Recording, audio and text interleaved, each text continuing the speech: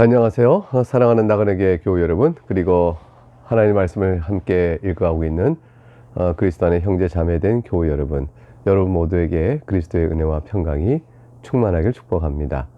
오늘도 성경을 같이 읽어가는데 오늘은 사무엘하 21장입니다. 사무엘하는 24장까지 구성되어 있습니다.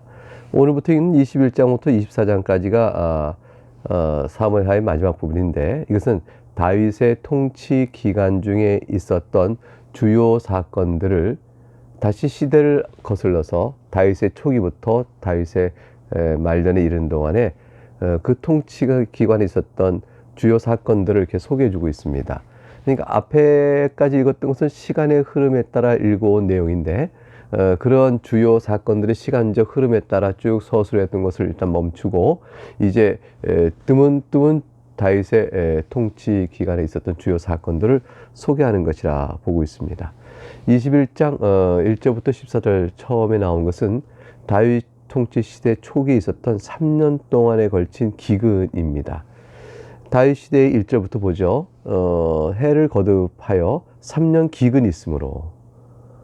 얼마나 힘들겠어요? 다윗이 여호와 앞에 이제 간구합니다.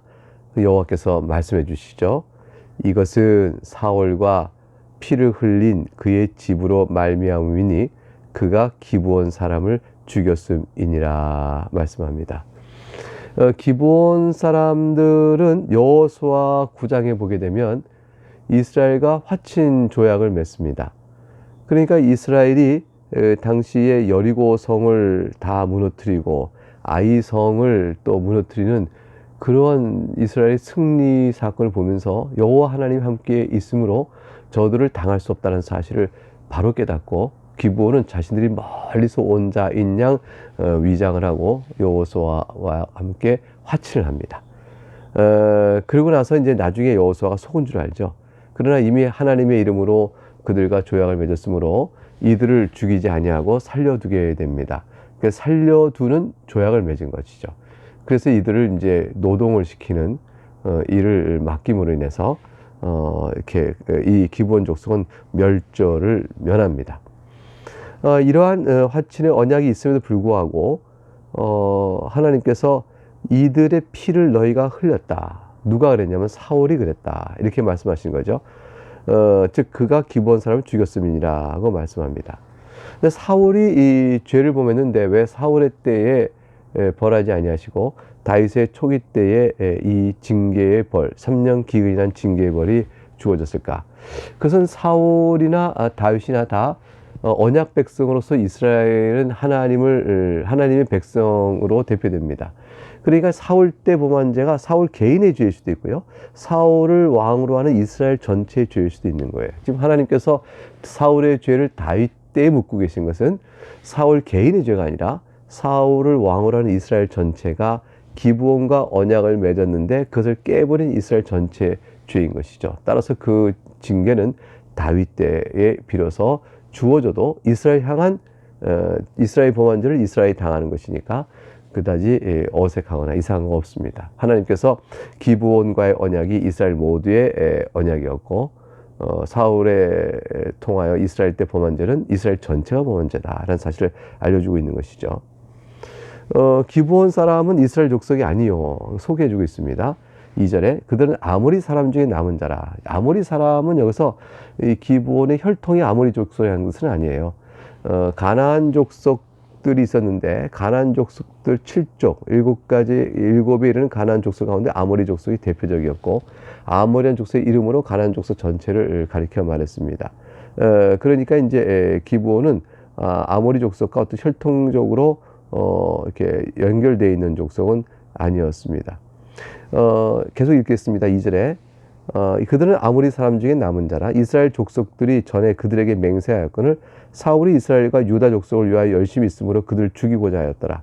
이에 왕이 기브온 사람을 불러 그들에게 물으니라. 그러니까 사울이 왜 여호수아 때 화친 조약을 알면서도 왜 그랬을까? 그것은 자기 왕이 됐을 때 이스라엘과 유다 사람들에게 우리 왕 잘한다 이런 소리를 듣고 싶었던 거죠. 그래서 단일 민족 체제, 언약 백성으로서 단일 체제, 다른 작선 배타적으로 나가는 그러한 태도가 기브온 족속마저도 화친 조약을 거역하고 죽이는 죄를 범한 것입니다. 결국 다윗이 이제 기브온 사람을 불러서 이제 그들에게 물었습니다. 3절, 내가 너희를 위하여 어떻게 하랴? 내가 어떻게 속죄하여야 너희가 여호와의 기업을 위하여 복을 빌겠느냐 하니, 여호와의 기업, 즉 이스라엘을 위하여 너희가 어떻게 해야 복을 빌겠냐? 너희에게 우리가 해를 끼쳤으니 너희에게 향한 우리가 죄값을 치러야 되지 않겠냐? 그러면 너희가 우리에게 여호와의 기업, 즉 이스라엘을 위하여 복을 빌어서 너희로 인한 하나님께서 우리에게 묻는 죄의 징계를 우리가 피할 수 있지 않겠느냐? 이렇게 물어보는 겁니다. 기브온 사람들의 대답은 이것이었습니다. 사울과 그의 집과 우리 사이의 문제를 은금에 잊지 아니하오며. 왜 그럴까요? 사울과 이스라엘이 자기들을 죽였잖아요. 생명을 빼앗았으니 우리가 은금의 문제가 아닙니다. 이건 좀 채무 관계가 아닙니다. 사람을 죽이고 우리에게 언약을 깨고 사람을 살해한 죄와 관계된 겁니다. 따라서 우리도 이스라엘 가운데에서 사람을 죽이는 문제도 우리에게 있지 아니하니라 하니라. 왕이 이르되 너희가 말한 대로 시행하리라. 근데 이스라엘 가운데서 사람을 우리가 죽일 수 있는 어떤 그러한 힘은 없습니다. 이제 왕이시여 이 사정을 알았으니 왕이 명령을 내리시옵소서. 5절에 그들과 함께 아뢰입니다. 우리를 학살하였고 또 우리를 멸하여 이스라엘 영토에 머물지 못하게 하려고 모해한 사람의 자손 7사람을, 즉 사울의 자손 7사람을 우리에게 내주소서. 생명을 우리를 그렇게 학살했으니 우리가 생명을 받길 원합니다. 여호와께서 택하신 사울의 고을 기부해서 우리가 그들을 여호와 앞에서 목매어 달겠나이다 하니 왕이 이르되 내가 내주리라 하니라. 왜 7을 내달라고 했을까요? 사울이 기브온 족속의 7명을 살해했을까요? 그것을 학살을 했다라는 말에 비춰볼 때 단지 7은 아닐 겁니다. 근데 기브온 족속이 7을 원한 것은 7 정도면 이제 완전한 수죠. 7이 완전수니까 7 정도면 속죄의 값으로 우리가 받겠습니다 라는 뜻이 되어지는 것이죠. 그래서 이제 왕이 내줍니다. 내주는데 7절 보니까 다윗과 사울의 아들 요나단 사이에 서로 여호와를 두고 맹세한 것이 있으므로, 다윗은 요나단과 맹세했으니까 요나단의 아들 사울의 손자 무비보셋은 아껴두고 내주지 않습니다. 그러니까 요나단과 다윗의 언약은 이런 위기 때도 작용했던 것이죠. 무비보셋은 살았어요. 8절에 왕이 이에 아야의 딸 리스바에게서 난 자 곧 사울의 두 아들 알모니와 무비보셋과 사울의 딸 메랍에게서 난 자 곧 무울랏 사람 바르실레의 아들 아드리의 5 아들을 붙잡아 그랬습니다. 그러니까 사울의 아들 알모니, 사울의 아들 무비보셋, 사울의 딸 메랍에게서 난 자 곧 무울렛 사람 바르실레 사람 아들 아드리엘의 5 아들을 붙잡았습니다. 그리고 이제 그들에게 넘겨줬죠. 기브온 사람이 그들을 산 위에서 여호와 앞에 목매어 달았습니다. 그리고 그들 7사람이 동시에 죽게 됐습니다. 죽은 때는 곡식 빼는 첫날 곧 보리를 베는 시작하는 때더라 되어 있습니다. 10절, 이러한 비극적인 상황을 당한 사울의 남은 후손들은 얼마나, 또 7 붙잡힌 사람은 얼마나 기가 막혔겠어요. 결국 자기의 할아버지 또는 자기 아버지 사울의 죄, 그것이 이스라엘의 죄였고, 결국 그 사울의 집안에 내려진 저주와 징계는 무섭게 지금 이제 다윗 시대 때 겨우 사나 싶을 때 이런 또 화로 다가오게 됐습니다. 아이의 딸 리스바가 굵은 배를 가져다가 10절에 자기를 위하여 바위 위에 펴고 곡식 빼기 시작할 때부터 하늘에서 비가 시체에 쏟아지기까지 그 시체에 낮에는 공중에 새가 앉지 못하게 하고 밤에는 들짐승이 범하지 못하게 한지라. 이에 아이의 딸 사울의 첩 리스바가 행한 일이 다윗에게 알려지매, 이게 사울의 첩이었어요. 그 리스바가 그 시체가 어떻게 짐승들이 이렇게 범하여 공중의 새가 그걸 상하지 못하도록 열심히 살폈습니다. 이 리스바는 다 사울의 첩이었는데 자기 아들이 죽은 거예요. 리스바의 아들, 즉 사울의 2 아들 알모니와 무비보셋, 얼마나 원통하고 그 마음에 슬픔이 가득했겠어요. 그러니까 눈물을 흘리고 자기를 위하여 바위에 펴고 그 하늘에서 비가 시체에 쏟아지기까지, 낮에는 공중에 새가 앉지 못하게, 밤에 들지 못하게, 그들 얼마나 시체들 살폈어요. 슬프고 울고. 그러나 이 소식을 이제 다윗이 듣게 됐습니다. 12절, 다윗이 가서 사울의 뼈와 그의 아들 요나단의 뼈를 길랏 야베스 사람에게서 가져가니, 길라 야베스에 있었던 사울의 뼈, 아들의 요나단의 뼈를 가져왔습니다. 길라 야베스 사람들이 그것을 잘 장사해 줬죠. 그걸 다시 가지고 와서 블레셋 사람들이 사울을 길보아에서 죽여 블레셋 사람들이 벳산거리에 매단 것을 그들이 가만히 가져온 것. 길라 야베스 사람들이 그렇게 했잖아요. 그것이 이제 그들이 사울에게서 보호받았던, 사울의 아주 초기 때 사울에 의해서 보호받았던 것을 감사해서 그들이 사울의 시신을, 목이 없었죠. 몸만 가진 걸 시신을 갖고 와서 그렇게 이제 장사 지냈는데, 다윗이 그것을 다시 가지고 와서 13절, 그곳에서 사울의 뼈와 그의 아들 요나단의 뼈를 가지고 올라오매 사람들이 그 달려 죽은 자의 뼈를 거두어다가 사울과 그의 아들 요나단의 뼈와 함께 베냐민 땅 셀라에서 그의 아버지 기스의 묘에서 장사하되 모두 왕의 명령을 따라 행하니라. 그래서 이 죽은 7사람의 뼈를 사울과 요나단의 뼈와 함께 그 묘를 만들어 그들의 아버지 기스의 묘에 장사를 했습니다. 그때 비로소 하나님께서는 그 땅을 위한 기도를 들으시니라. 즉 3년 동안 있었던 기근을 그때서 멈추셨다, 이런 뜻이죠. 특이한 것은 왜 7인을 넘겨주어 그들이 죽었을 때 바로 기근을 멈추지 않았을까? 기본 사람들이 7명을 요구했고 그것으로 이렇게 받아서 그들이 목매어 죽게 됐는데 왜 그것으로 그치지 않았을까? 하나님께서는 이스라엘 전체 회개를 원하셨던 것이죠. 이게 사울 개인의 죄나 사울 왕가의 죄였으면 그때에서 끝날 것인데, 기브온과의 화친의 조약을 깬 전체의 죄악은 온 이스라엘의 죄악이었어요. 왜냐하면 이게 하나님의 이름으로 한 것이거든요.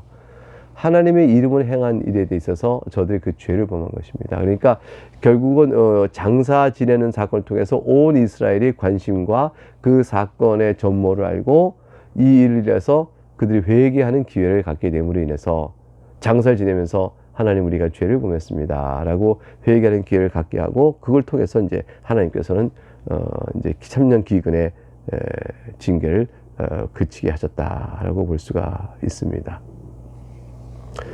15절에 보니까 블레셋 사람이 다시 이스라엘을 치거늘. 근데 15절부터 또 다윗 초기 때에 3년 기근 얘기 사건이 있었고 또 다른 사건이 있었는데 블레셋이 또 공격해 온 겁니다. 다윗이 이제 사울 왕 때에 자기가 목동 시절에 골리앗을 죽인 적이 있었는데, 블레셋이 다시 힘을 갖고 이스라엘을 계속, 사실 그 이스라엘은 오랜 세월 동안 블레셋의 영향력과 지배 아래 있었어요. 블레셋에는 커다란 블레셋 골리앗 같은 큰 장군들이 있었고 거인 족속이 있었고 또 철기 문화를 갖고 있었어요. 그러니까 이제 블레셋이 이스라엘을 호시탐탐 확 누리려고 했던 것이죠. 이게 다윗을 한번 있어도 또 이들이 또 공격해 온 겁니다. 다윗이 그의 부하들과 함께 내려가서 블레셋 사람과 싸웠습니다. 근데 다윗이 피곤함에 다윗이 이때 전쟁에 지쳤어요. 16절, 거인족의 아들 중에 무게가 300세겔 되는 노창을 들고 세칼을 찬, 세칼이 것은 이제 새로운 무기를 갖고 있는 거죠. 철기로 갖고 있는 창. 이걸 칼을 찬 이스비브넵이 다윗을 죽이려 했습니다. 그때에 수르의 아들 아비새가 다윗을 도와 그 블레셋 사람들을 쳐 죽였습니다. 그때 다윗의 추종자들이 그에게 맹세하여 이르되 왕은 다시 우리와 함께 전장에 나가지 마옵소서, 이스라엘 등불이 꺼지지 말게 하옵소서 하니라. 이게 다윗의 초기 때 있었던 일인데 그때 아비새가 다윗의 목숨을 전장에서 위해서 구해주는 일이 있게 됩니다. 그러니까 골리앗 말고도 골리앗에 방불한 거인들이 있었다는 것이죠. 첫 번째 16절에 이제 거인 이스비브놉이 나옵니다. 다윗의 목숨을 이제 16절에 아비새가 그를 쳤어요. 18절에 보니까 다시 또 블레셋 사람과 고베에서 전쟁할 때 후세 사람 십부게가 거인족의 아들 중에 삽을 쳐 죽였다, 이렇게 됐어요. 그러니까 여전히 또 골리앗 같은 거인들이 또 있었어요. 근데 그 십부게가 삽을 쳐 죽였고, 19절에 또 다시 블레셋 사람과 고베에서 전쟁할 때에 베들레 사람 야레 오르김의 아들 엘하나는 가드 골리앗의 아우 라흐미를 죽였는데 그 자의 창자루는 배틀채가 떴더라. 이게 계속 블레셋 싸울 때 블레셋은 거인들을 내세운 거죠. 근데 이제 19절에 이제 가드 골리앗의 아우 라흐미를 결국 엘하나니, 베레들의 사람 야레 오그림의 아들 엘하나니 그를 죽이게 됩니다. 그의 자의 창자는 배틀채 같아서 얼마나 큰 거인인가를 알 수 있겠습니다.